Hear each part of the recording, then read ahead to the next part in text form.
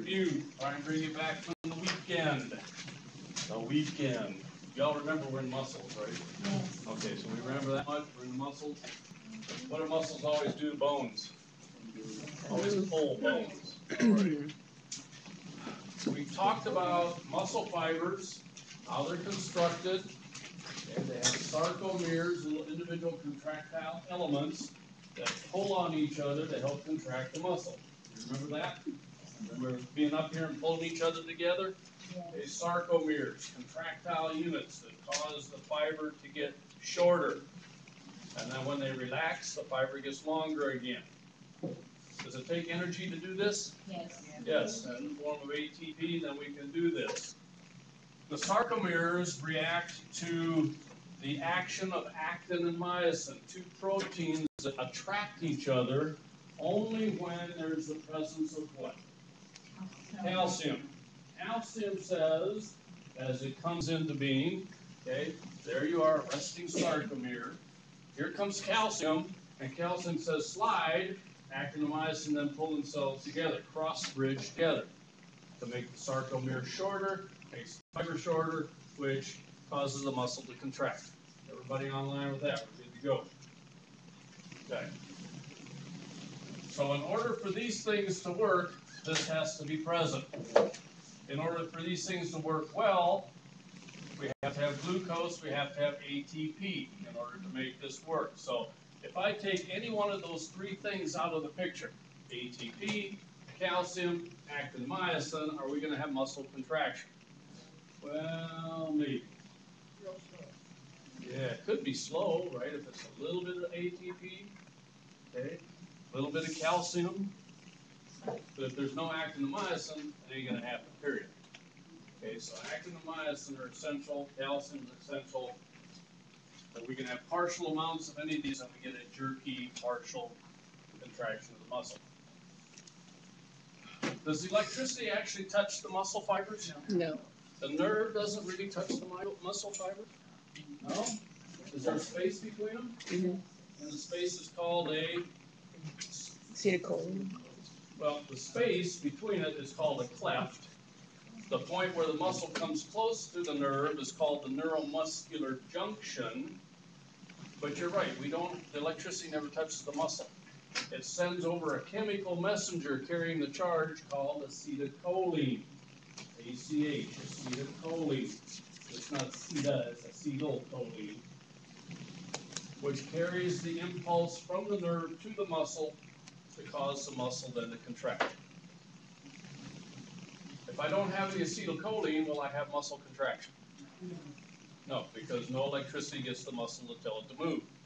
If I've got too much acetylcholine, what's going to happen? Move too much. Too much. Okay, hyper movement. Okay, right? Tap somebody in the knee, pow, kick them out the door. Versus pop somebody in the knee, it doesn't a little bit. You guys need to look at pages 142 and 144. 142, verbiage-wise, talks about the stimulated muscle membrane. And in those couple of paragraphs, it defines or puts into words, terms, written language, exactly what we talked about. Calcium needs to flow into the muscle to cause the actin and myosin to cross-bridge so we can work our muscle.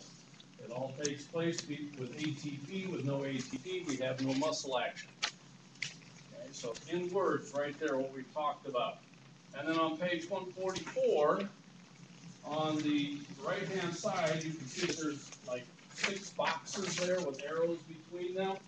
That is the sequence that it goes through when we actually move our muscle. Okay, so be familiar with that so that you understand how it works.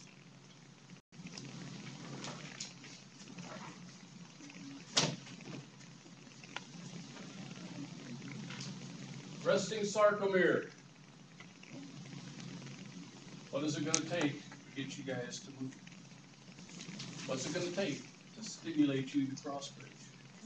Calcium. So calcium comes in, actin and myosin cross-bridge. When a muscle relaxes, what happens? Calcium has to leave, and then, like if I left the classroom, what would you guys do? Yeah, you do all that kind of stuff. When I walk in the classroom, okay? So that's what calcium does. Walks in the muscle, actin and myosin do their thing the way they're supposed to. Calcium leaves, they go back to this. Okay. Let's start over here. Talk about muscle response. And if you're into the book, we're up on page 145. Responses of whole muscles.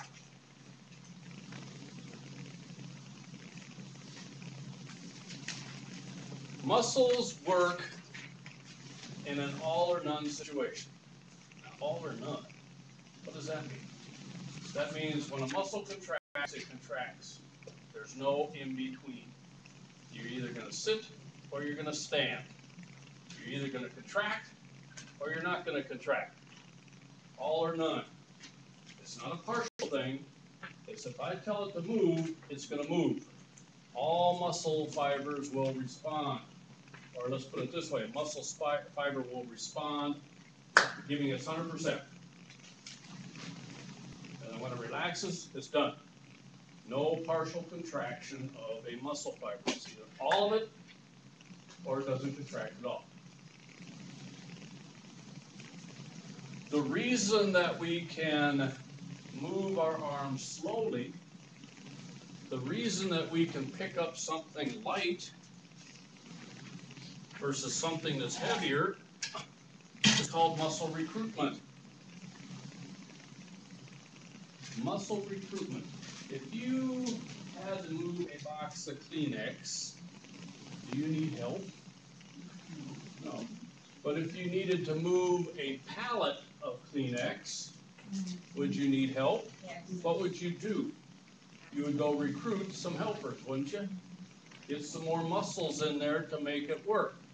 So our body, even though our muscle fibers are doing contracting or not contracting, we may have to recruit more fibers to do the job necessary. And of those fibers, they're all contracting 100%, even though we're only moving partially. So recruitment is our body getting more muscles to do a job. And can we over-recruit? Can we damage our muscles trying to do too much? What would we call that? When you tear or overwork a muscle. A what? Strain. Okay, so recruitment can result in a strain. We ask the muscles to do more than they could, and they hurt themselves doing it.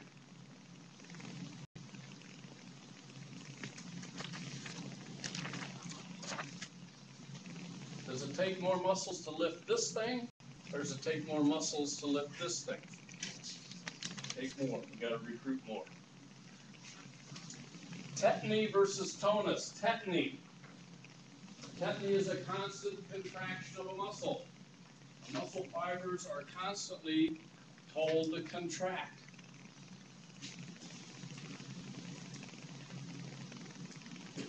Do they contract partially, or do they contract 100%? 100%.